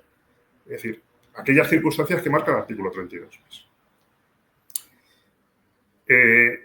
Y tendrá que haber uno o tendrá que haber 15. Porque si yo estoy haciendo actividades con especial peligrosidad en 3 zonas de la obra y el coordinador el recurso preventivo tiene que comprobar que se cumplen las medidas del plan de seguridad y salud en esas 3 zonas, igual necesito 3 coordinadores, 3 recursos. 3 recursos. ¿Vale? ¿En qué actividades es? Pues ahí está el plan de seguridad. En el plan de seguridad se tiene que indicar, se tiene que integrar en qué actividades, en qué momentos tiene que estar el recurso preventivo. Vale, ¿y le pone la contrata o la subcontrata o cada uno lo pone? ¿Cómo lo ponen? Lo pone el contratista. Lo pone el contratista. Lo pone el contratista cuando hace el plan de seguridad, indica en qué actividades tiene que estar y lo pone el contratista. Es personal del contratista y su misión es vigilar que se cumplen las medidas del plan de seguridad y salud. Con independencia de que luego, si hay subcontratas, tengan también que ellos quieren poner su recurso preventivo, lo pueden poner. No es recurso preventivo, pues vamos a llamarle vigilante de seguridad, llámale responsable, pero el recurso preventivo es del contratista. Yo hay mira, hace ya muchos años, cuando se hizo la Terminal 4 de Barajas, a mí me tocó ir un verano a una reunión en la que estaban, la Terminal 4, estaban todas las grandes empresas constructoras del IBEX 35 en UTE trabajando allí, ¿no? Y Inspección de Trabajo les planteó por un problema que había en T4. El problema era que se accedía a los patinillos de instalaciones sin ningún control. Entonces había un riesgo grave de caída en altura de más de 6 metros o 7 metros de altura y aquello, según la UTE, era incontrolable porque había unas puertas, pero si las cerraban les reventaban las cerraduras. Entonces, plantearon que no podían hacer un control de eso. Entonces llegó Inspección de Trabajo y dice, no hay ningún problema. Le voy a dar yo el método para hacerlo. Ponga usted un recurso preventivo en cada puerta. Y con eso usted controla el acceso para que se cumplan las medidas del plan. Que el trabajador entre con arnés, que haya una línea de vida, que se ate. Porque eso es lo que usted ha puesto como medida. Entonces a mí me llegan de la Comunidad de Madrid y dicen, mira, vete a una reunión con un inspector, que tenéis una reunión en Barajas. Les voy a hablar con el inspector me dice, yo ya lo llevo escrito. Llevo preparada el acta de infracción de 600.000 euros. Hostias. Claro, ¿qué es lo que ocurría? Entre todo esto había llegado el gerente de UTE y ha dicho, bueno, venga, pongo en aquel eran 150 recursos preventivos, porque había 150 puertas. Entonces cogió y dijo, mire, 40 son de la empresa subcontratista tal, 20 son de la subcontrata de implantación, 4 son de no sé dónde, y entre todas las subcontratas, pues 150 nombres. Dijo Inspección, no, tienen que ser de la UTE, que es la contratista. No, la UTE tengo 4 trabajadores, pues contrate usted 150. En la reunión el acta no siguió para adelante porque adoptaron otras medidas que conseguían el control sin llegar a poner ni los 150 ni el acta. Pero a mí me sirve para explicar un poco cuál es el objetivo. Si usted no tiene un método de control, pues el control lo dejamos, y creo que esto lo hablamos en la vez anterior, que era el fracaso de la prevención. Sí. Claro, cuando usted no tiene la metodología, cuando usted no tiene los métodos para garantizar la seguridad, pues termina estando el recurso preventivo. Efectivamente. Y para mí es el bueno, es que no hemos tenido ni la delicadeza de sacar una nueva ley, sino que metimos ahí el 22 bis, 32 bis, ¡hala! A correr en la ley y en el Real Decreto. La reforma del 2003. Así que, bueno.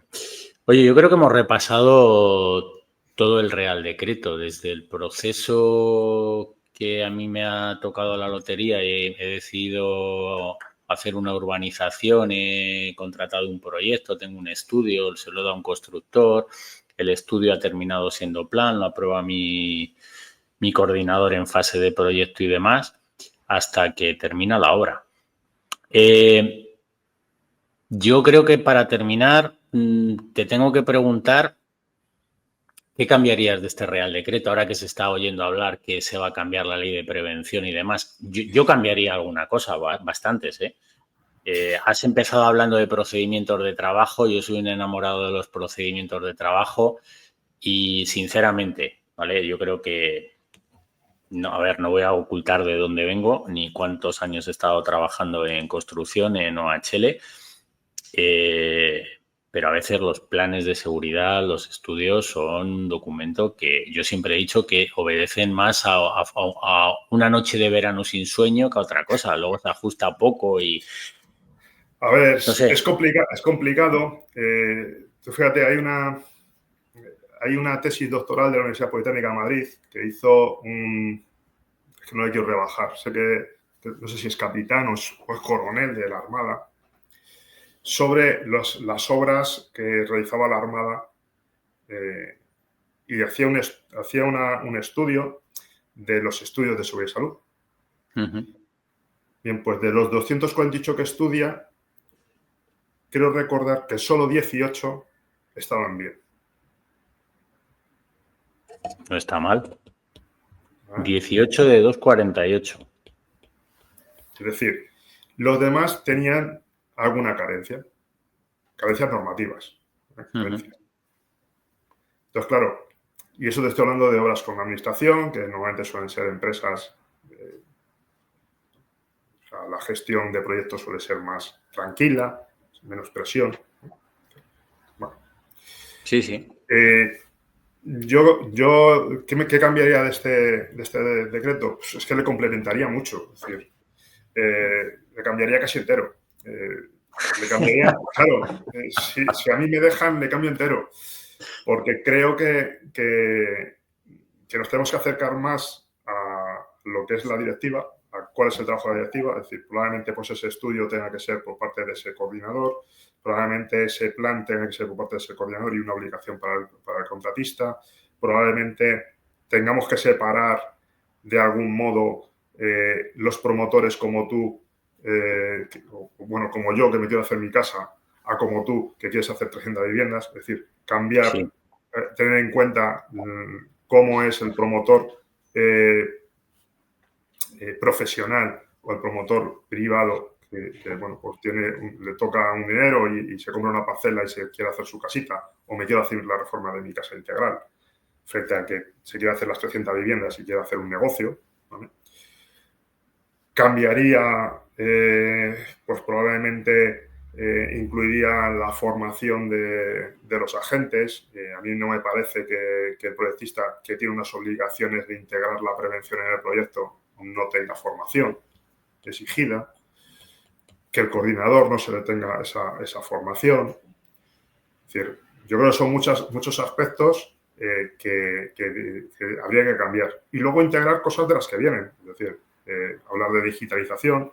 Ahora mismo el libro de incidencias, por ejemplo, que tengo del colegio, ahora mismo hay formatos digitales que no están recogidos normativamente.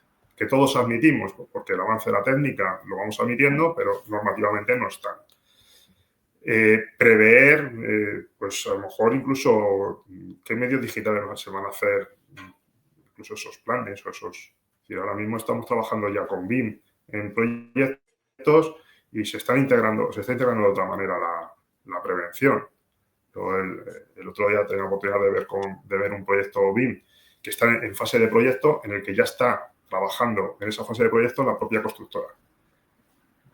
Y están valorando, están viendo con el 3D de BIM, están viendo las problemáticas que les está generando y decidiendo qué medidas preventivas se van a utilizar. Es decir, pues si utilizamos un sistema de redes tipo Orca, o si nos vamos a unas pantallas de vida, o si montamos pantallas de vida, qué problemas tenemos con las terrazas que van de una forma aleatoria.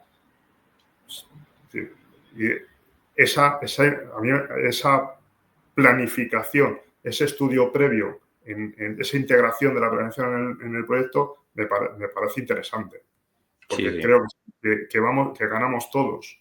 Es decir, a mí me planteaban, por ejemplo, que curiosamente la parte de la fachada va con prefabricado, y no sé, tú has trabajado con prefabricado. Tradicionalmente el prefabricado se ha colocado poniendo una línea de vida, atando al trabajador que recibe el prefabricado y preparando el prefabricado. Y en esta ocasión están planteando poner redes en fachada, redes tipo S en fachada, y con la protección de la red tipo S colocar el colocar el prefabricado. Con lo cual no tengo que atar al trabajador, me voy a protecciones colectivas, cumplo la norma, etc. Pero eso nace de un estudio de proyecto real en la parte que corresponde a prevención. Sí, claro. Pues, pues yo cambiaría eso, definiría más la figura del coordinador, en el sentido que sea, es decir, a la hora de dejar claro, ¿no? A mí este decreto me parece que no está mal, pero es muy mejor. Hombre, sobre todo cuando estábamos en el 97, pues estamos en el 25. Bueno, es que han pasado 28 años, seguimos con la misma norma, seguimos discutiendo lo mismo. Es decir, la titulación... ¿Quién pone el coordinador? Si lo has dicho antes, si lo pone el constructor o no, sabes que seguimos discutiendo eso. Es que seguimos en las mismas. Pero además, porque yo creo que no hemos tenido, o no se tiene la capacidad de ver en conjunto. Yo creo que esto lo tenemos que ver en conjunto. Es decir, ¿qué es lo que se trata? Al final, en muchas obras parece que al coordinador, igual que al técnico de prevención, ¿no?, se le esconden las cosas, ¿no? Y, oye, Sí. esto hazlo el sábado, que seguro que no vienen, ¿no? Al final no hemos conseguido esa cultura preventiva de decir, oye, si aquí esto es un equipo y nuestra misión es sacar este proyecto, esas 300 viviendas, para que Javier pueda hacer su negocio. Especular. Yo lo que quiero es especular ya. Ya una vez que ya eres rico, pues, ya solo quiero especular. Al final es decir, todos somos un equipo. El técnico de prevención, el coordinador, pero somos un equipo que necesitamos trabajar desde la planificación, necesitamos trabajar desde el inicio. Es decir, no puede ser que tú llegues cuando el problema ya se ha puesto de manifiesto. Yo el otro día estaba viendo una obra de unos chalés y cuando entré en la obra ya tenían hecho el muro de 2 caras de sótano. Y cuando le veo al jefe de obra, digo, aquí os la habéis jugado. O sea, corte vertical, 4 metros. Digo, aquí os la habéis jugado. Lo habéis tenido la suerte de que no ha pasado nada. Pero pues, esto hay que hacer claramente otro sistema. Un sistema de ventilación, un sistema de protección. Vamos, o un sistema de pilotes pantalla, de muro pantalla. Es decir, esta situación no es asumible. Y me dice, ya. Si en la obra que tenemos enfrente la tenemos parada porque se nos han ido los terrenos.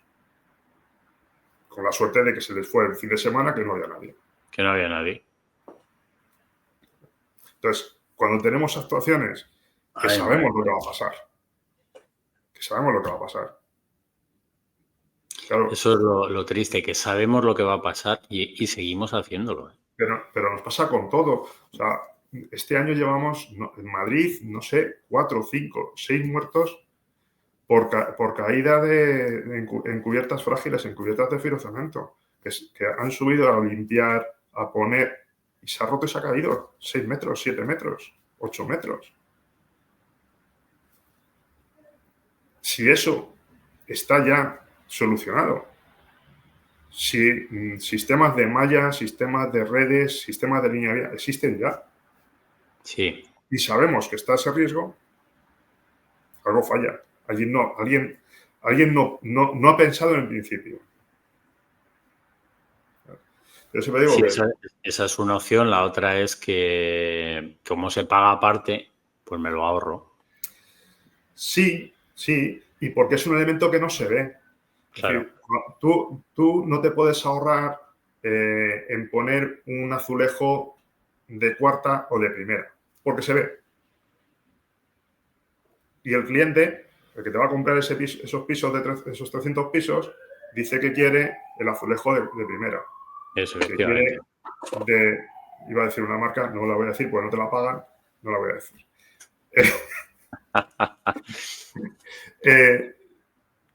Si pudiese, se reduciría. Iría a una de cuarta. Claro, el que haya barandilla o no haya barandilla no se observa, no se ve. No, cuando estás entregando el producto final, evidentemente no. Se ve. Entonces,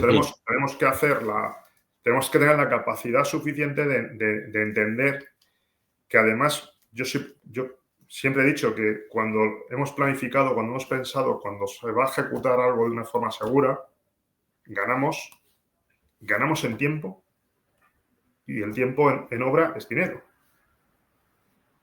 Es decir, si yo planifico, te digo el caso de este chalet, si yo hubiese planificado un sistema de ejecución que evitase el riesgo de desplome de tierras, ese chalet no hubiese estado 2 semanas parado viendo qué solución se le da ahora, que tiene muy mala solución, porque una de dos, o vuelves a rellenar, o pones en que no puedes ejecutar, o cambias el proceso constructivo y en vez de ser un muro o una cara, lo metes con prefabricados. Y como no lo tienes pensado, tienes que parar hasta que te llegue la fabricación, hasta que haga la contratación. Es decir, ese parón supone dinero. Sí, sí. Para el contratista y para el promotor que no puede comercializar ese producto. Entonces, cuando nos demos cuenta de eso, yo espero que seamos capaces de pensar y planificar antes. Yo te decía y ya quiero, pues, para terminar. No, es que voy lo que haciendo estás riesgo. diciendo parece el santo grial de todo, de lo que queremos y no termina de pasar. Antes hablabas del Windsor. El Windsor fue una obra sin proyecto. No había proyecto de demolición de ese edificio. Pero era una obra en la que se hicieron algo así como 35 procedimientos de trabajo. ¿No? Porque cada cosa que se probaba, y se probaron cosas muy raras, se planificaba, se proyectaba, se estudiaba, se hacía el procedimiento y luego se probaba. Y muchas de esas pruebas no salían. Es decir, por ejemplo, se probó a coger una máquina con un mordedor, elevarla con la grúa y de forma por control remoto que demoliese. Cortando el forjado. ¿Vale? Eso que se probó, o sea, se estudió, se hizo un proyecto de cálculo de la estructura para soportar la máquina y que se elevase y que se pudiese elevar. Se probó un domingo por la mañana, estuvo una hora funcionando y ahora se decidió que no servía, porque había proyección de partículas, de elementos más o menos grandes que caían y no te las jugabas. No era asumible. Entonces se decidió que no valía. Pero tenía su propio proyecto de cómo se tenía que ejecutar, lógicamente, pues acordonando, teniendo muchas precauciones, porque no sabías cómo iba. Sí, pero bueno, cuando nos contaste la obra del Windsor es un ejemplo de planificación. Cuando es verdad que tengas que estar en esa situación para ponerte a planificar y decir no me puede salir nada mal, claro. Es que ninguna obra te debiera de salir mal, ¿no? Claro, es que si tú... A ver, normalmente es muy fácil la planificación, porque normalmente hacemos sota, caballo y rey. Entonces, lo tengo hecho. ¿Cuál es el problema? Los entornos. Los entornos. Claro, si yo no tengo en cuenta los entornos, tengo errores. Claro. ¿Por qué? Porque cortar estructura la cortas en cualquier sitio, pero no en estas condiciones. Claro, pero en la obra, no, ¿cómo lo hacemos? Como siempre. Ya bueno, pero es que a lo mejor en esta obra no es como siempre. Párate, vamos a pensar. Si es como siempre o no. Pero claro, pues para eso necesitas... No, la verdad es que no. No, porque además los técnicos de prevención yo creo que no hemos sido capaces de poner en valor nuestro trabajo.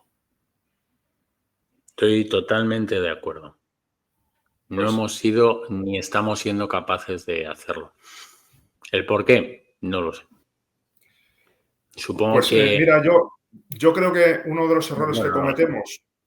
Yo creo que uno de los errores que cometemos es que hablamos de prevención y no hablamos de producción. Cuando tú hablas de producción segura, ¿vale? Cuando tú hablas de producción e integras la prevención, te hacen caso. Yo recuerdo una obra en la que están haciendo una estructura metálica, ¿no? Entonces le planteé al constructor, digo, ¿por qué no coge? Porque me decía, es que para poner las barandillas yo no puedo poner barandillas porque hasta que no tengo hecho el forjado no puedo poner, ¿por qué no? Digo, mire, con la viga en el suelo, suelda usted unos casquillos a la viga, le pone la barandilla y la sube arriba. Y la suelta con la barandilla. Cuando volví a los 2 o 3 meses por la obra, dice, joder, si tengo barandillas, si esto funciona fenomenal y además no me lleva tiempo. Y digo, claro, pero hay que, claro, no porque lo diga yo la mayor parte de las cosas las digo porque las copio. Es decir, porque veo las buenas Sí, prácticas aquí, de otros. eso es cierto, eso es cierto, eso es cierto. Vamos a llevarlo. Yo Aquí copiamos todo. no invento nada. Pero, claro, si tú tienes a un técnico que te aconseja y te habla de producción y te habla de, mire, va a ganar tiempo, no va a perder tiempo en hacer esto, pues son tiempos cortos. Tal y va a vez sea integrar la esa la prevención, ventaja. lo ha hecho. Pero, ¿sabes cuál es el problema que yo veo que tenemos? Que para hablar de producción, pues es una cosa que se le pide al técnico de prevención. Tiene que saber tanto más que, por ejemplo, cualquier jefe de producción. Y ese es un problema. Y ese es un problema. Y ahí volvemos otra vez a las competencias. Claro, pero ahí son y tú que conoces mucha gente y conoces muchos técnicos, cuando tú hablas con un técnico o un técnico habla con un jefe de obra y le habla en su idioma, Sí. le habla en ejecución, el jefe de obra le toma en consideración. A mí me pasa muchas veces desde la administración. Yo llego a las obras y me dicen, un abogado que viene por aquí. ¿Qué va a saber este? Entonces me cuentan, yo les dejo hablar, me cuentan, les pregunto, ¿esto cómo lo van a hacer ustedes? Entonces me cuentan una cosa. Como antes me da cuenta, digo, a mí me da que así no se puede hacer. Claro, entonces le empiezo a contar. Y ya se me queda y me dice, no, es que usted sabe esto. Digo, es que soy aparejador. Claro, es que sí sé de esto. De otras muchas cosas no sé. Y de esto sé un poquito, pero sé. Entonces, ¿por qué? Por mi formación de base. Pues, así es. Yo creo que esa es la parte que no hemos sido capaz de hacer. El conseguir hablarles en su idioma. Para que nos tengan en cuenta. ¿Por qué? Porque si no te llaman, te tienen en cuenta cuando ha ocurrido algo, efectivamente. Cuando ha ocurrido algo. Ese es el problema. Pero bueno. Muy bien, señor. Yo creo que hemos hablado de todo, que no nos dejamos nada. Yo creo que hemos hecho un repaso. A ver, no nos hemos parado en las definiciones de qué es el promotor, pero lo hemos ido viendo luego. Yo soy el promotor, el que pone el dinero y cosas de esas. Pero luego yo tengo intención, te lo pasaré antes de cuando vayamos a publicar, de preparar un pequeño esquemita, así con un flujograma y tal, pues para colgarlo anexo a la presentación y si te parece bien, pues lo colgamos con un esquemilla y ya está. De todas formas, el decreto, aparte, hemos visto toda la parte de articulado, pero tiene otra parte importante que yo siempre recomiendo leer, que es los anexos, ¿no? El anexo 4, que es el que marca un poquito más concreto, no mucho, pero un poquito más concreto, las normas que tenemos de aplicación y el por qué muchas veces normativas que no son de prevención son de aplicación en prevención de riesgos laborales. Por ejemplo, un reglamento electrotécnico a baja tensión, por ejemplo, aparatos a presión, es decir, reglamentos que no son de prevención de riesgos laborales, que son de ámbito industrial, pero que tenemos de aplicación. En parte de eso. Eso sí que es otro programa, ¿eh? Sí, o dos.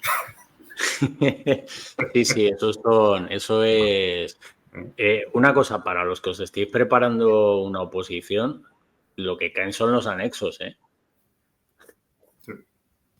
Vamos, en las inspecciones, en las oposiciones de su inspector de trabajo, lo que te preguntan son los anexos, sí o sí.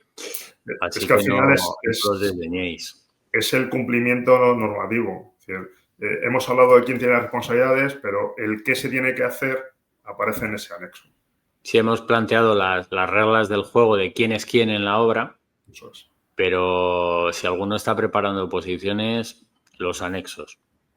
Así que nada. Don Manuel, nos vemos para los anexos. Muy bien. A ver si te engaño otra vez. ¿Vale? Ya sabes que soy fácil de engañar. A los demás, pues bueno, pues muchas gracias. Hoy hemos inaugurado todo el proceso que queremos ver dedicado a construcción. Vamos a ver al coordinador, dirección de obra. Queremos hacer un paso por las formaciones, convenio. Es un sector que es muy especial. sigo pensando que es muy fácil una vez que lo entiendes, pero que, como has dicho tú al principio, bueno, construcción, uy, qué va, esto es muy complicado, pero luego al final es relativamente sencillo y lo has dicho, al final es sota caballo rey, ¿no? Así que, señores, nos vemos en una semana, 10 días, no sé cuánto va a ser, pero poco tiempo. Y recordad que si parpadeáis, os lo perdéis. Muchas gracias y Manuel, muchísimas gracias por haber venido hoy. Muchas gracias a ti por esta invitación. Hasta luego. Hasta luego.